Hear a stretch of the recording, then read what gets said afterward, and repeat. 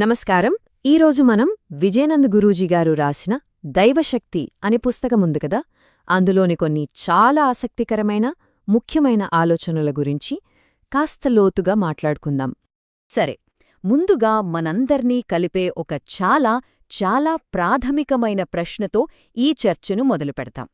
అసలు మనం ఎందుకు పని చేస్తాం, ఎందుకు తింటాం, ఏదైనా సరే ఎందుకు చేస్తాం? ఎప్పుడైనా ఆలోచించారా మనం రోజు చేసే పనుల వెనక అసలు కారణమేంటి అని? అంటే మనం ఉదయం నిద్రలేచిన దగ్గర్నుండి రాత్రి పడుకునే వరకు చేసే ప్రతి పని వెనుక ఒకే ఒక మూలశక్తి ఉంటుంది. శక్తి కోసం. అవును, ఈ పుస్తకం ప్రకారం వీటన్నింటికీ మూల కారణం ఒకటే. శక్తి కోసం మనందరికీ ఉండే ఒక అవసరం. నిజానికి ఆ శక్తి లేకపోతే ఏ పని జరగదు కదా. అంటే ఇక్కడ శక్తి అంటే కేవలం మనం తినే తిండి నుంచి వచ్చేది మాత్రమే కాదు. మన శరీరమనేది ఒక చాలా చాలా సంక్లిష్టమైన యంత్రంలాంటిది. అది సరిగ్గా పనిచేయాలంటే చూడటానికి కాంతిశక్తి కావాలి, వినటానికి ధ్వనిశక్తి కావాలి, మనం తిన్నది జీర్ణం కావడానికి రసాయన శక్తి, ఏదైనా పనిచేయాలంటే కండరాల శక్తి, చివరికి మన శరీర ఉష్ణోగ్రతను కరెక్ట్గా ఉంచటానికి ఉష్ణశక్తి. ఇలా రకరకాల శక్తుల మధ్య ఒక బ్యాలెన్స్, ఒక సమతుల్యమనేది చాలా అవసరం. సరే, ఇప్పుడు ఈ పుస్తకంలో చెప్పిన దైవశక్తి అనే ఒక ముఖ్యమైన కాన్సెప్ట్ను చాలా తేలిగ్గా అర్థం చేసుకోవాలంటే మనందరికీ బాగా తెలిసిన ఒక ఉదాహరణ తీసుకుందాం. అదేంటంటే ఒక సింపుల్ ఎలక్ట్రిక్ సర్క్యూట్. చూడండి, కరెంట్ ప్రయాణం అనేది ఎక్కడో ఒకచోట మొదలవ్వాలి కదా. దాని మూలం, సోర్స్, అదే పవర్ స్టేషన్. శక్తి అంతా పుట్టేది ఇక్కడే. మరి ఆ పుట్టిన శక్తి అక్కడే ఉండిపోదు కదా, అది చాలా దూరం ప్రయాణించాలి. మరి ఆ ప్రయాణానికి ఒక దారి కావాలి. ఆ దారే ఈ పవర్ లైన్లు. వీటిని మనం టెక్నికల్గా కండక్టర్లు అంటే వాహకాలు అంటాం. అయితే ఇక్కడొక విషయముంది. పవర్ స్టేషన్లో తయారైన శక్తి నేరుగా మన ఇళ్లలోకి రాలేదు. ఎందుకంటే అది చాలా పవర్ఫుల్గా ఉంటుంది. దాన్ని మనం వాడుకునే ముందు ఒక ట్రాన్స్ఫార్మర్ అంటే ఒక డిస్ట్రిబ్యూటర్ ఆ శక్తిని మన అవసరాలకు తగ్గట్టుగా మార్చి పంపిణీ చేస్తుంది. ఆ తర్వాతే మన ఇంట్లో ఫ్యాన్ లాంటి పరికరాలకు అంటే కన్జ్యూమర్కు కరెంట్ అందుతుంది. అప్పుడు అవి పనిచేస్తాయి. సో చూసారు కదా, సోర్స్, కండక్టర్, డిస్ట్రిబ్యూటర్ మరియు కన్జ్యూమర్, ఇదంతా కలిపితేనే ఒక పూర్తి సర్క్యూట్.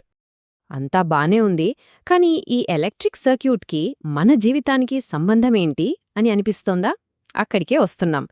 ఈ పుస్తకం దీనికొక అద్భుతమైన పోలిక చూపిస్తుంది. ఇప్పుడు ఈ విశ్వం అనే ఒక పెద్ద సర్క్యూట్ని ఊహించుకోండి. ఇందులో మన పవర్ స్టేషన్ ఎవరో తెలుసా? సాక్షాత్తు సూర్యుడు. భూమి మీద ఉన్న సమస్త జీవానికి కావలసిన శక్తి అంతటికీ మూలం ఆయనే. మరి సూర్యుడి నుండి వచ్చే ఈ శక్తి ఎలా ప్రయాణిస్తుంది? ప్రకృతి ద్వారా. అవును, మన ఎలక్ట్రిక్ సర్క్యూట్లో పవర్ లైన్స్ ఎలాగో ఇక్కడ ప్రకృతి అనేది ఒక గొప్ప వాహకం. అదే ఈ శక్తిని భూమి అంతటా వ్యాపింపజేస్తుంది.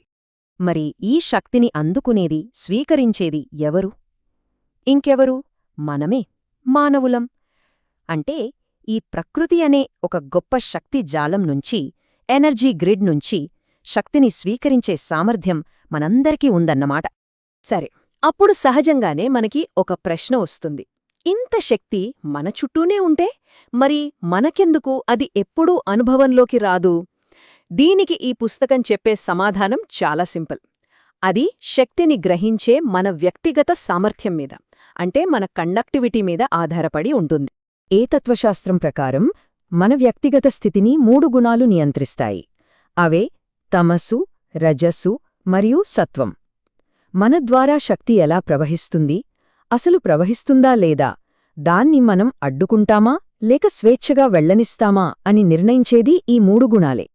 ఇప్పుడు చూడండి, ఈ 3 గుణాల్ని మళ్ళీ మన ఎలక్ట్రిక్ సర్క్యూట్ ఉదాహరణతో పోల్చి చూస్తే విషయం ఇంకా స్పష్టంగా అర్థమవుతుంది. మొదటిది తమసు. తామస గుణమంటే బద్ధకం, జడత్వం అనమాట. ఇది కరెంటుని అస్సలు ప్రవహించనివ్వని చెక్కలాంటిది, అంటే ఒక ఇన్సులేటర్. ఇది శక్తిని పూర్తిగా అడ్డుకుంటుంది. ఇక రెండోది రజోగుణం, అంటే ఆవేశం, చంచలత్వం. ఇది శక్తిని కొంత ప్రవహించనిస్తుంది, కాని పూర్తిస్థాయిలో కాదు. సరిగ్గా కరెంటును సరిగ్గా పాస్ చేయని ఒక పేలవైన వాహకంలాంటిది. ఇక చివరిది సత్వం, అంటే ప్రశాంతత, స్పష్టత. ఇది రాగితీగలాంటి ఒక మంచి వాహకం. ఇది శక్తిని ఎలాంటి ఆటంకం లేకుండా స్వేచ్ఛగా ఫ్రీగా ప్రవహించనిస్తుంది.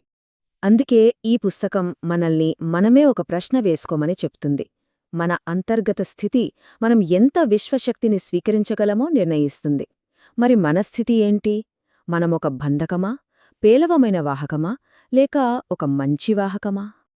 ఓకే, ఇప్పుడు మనం ఈ పుస్తకంలోనే అత్యంత కీలకమైన మన ఆలోచనా విధానాన్ని పూర్తిగా మార్చేగల ఒక గొప్ప ఐడియా దగ్గరికి వచ్చేశాం. ఏంటంటే, లక్ష్యం కేవలం ఒక బల్బ్లాగా ఉండటం కాదు, ఒక ట్రాన్స్ఫార్మర్గా మారడం. అంటే కేవలం మనకోసం శక్తిని తీసుకోవాలి అనే ఆలోచనను దాటి ముందుకు వెళ్ళాలి. దీన్ని ఇంకా బాగా అర్థం చేసుకోవడానికి మళ్ళీ మన బల్బ్ ట్రాన్స్ఫార్మర్ ఉదాహరణ దగ్గరికి వెళ్దాం. చూడండి, ఒక బల్బ్ అంటే ఒక వినియోగదారుడు శక్తిని కేవలం తనను తాను వెలిగించుకోవడానికే వాడుకుంటాడు. దాని ఆలోచనంతా నాకు శక్తి కావాలి అనే ఉంటుంది. ఫోకస్ అంతా తీసుకోవడం మీదే. కాని ఒక ట్రాన్స్ఫార్మర్ అంటే ఒక పంపిణీదారుడు అలా కాదు. అది అధిక శక్తిని స్వీకరిస్తుంది, కాని దాన్ని తన దగ్గరే ఉంచుకోదు. దాన్ని ఎంతోమందికి పంచగలిగే రూపంలోకి మార్చి పంపిణీ చేస్తుంది. దాని ఆలోచన నేను శక్తిని ప్రసరింపచేస్తాను అని ఉంటుంది. దాని ఫోకస్ ఇతరులకు ఇవ్వడం మీద ఉంటుంది.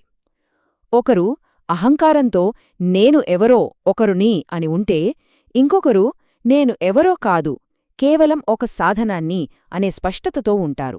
చూశారు కదా, ఎడమవైపున కేవలం శక్తిని తీసుకునే వినియోగదారు, కుడివైపున శక్తిని స్వీకరించి అందరికీ పంచే పంపిణీదారు.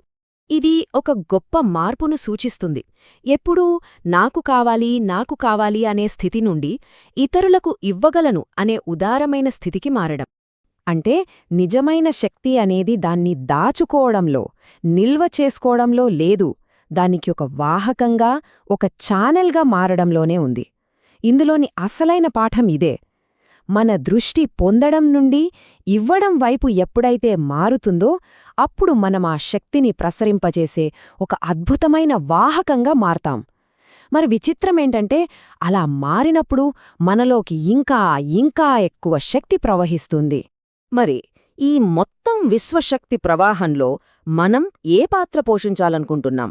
శక్తిని కేవలం వినియోగించుకుని వెలిగిపోయే ఒక బల్బులా ఉండిపోవాలా, లేక ఆ శక్తిని స్వీకరించి ఇతరులకు వెలుగుని పంచే ఒక ట్రాన్స్ఫార్మర్గా మారాలా? ఈ ఆలోచనతో ఈ విశ్లేషణను ముగిద్దాం.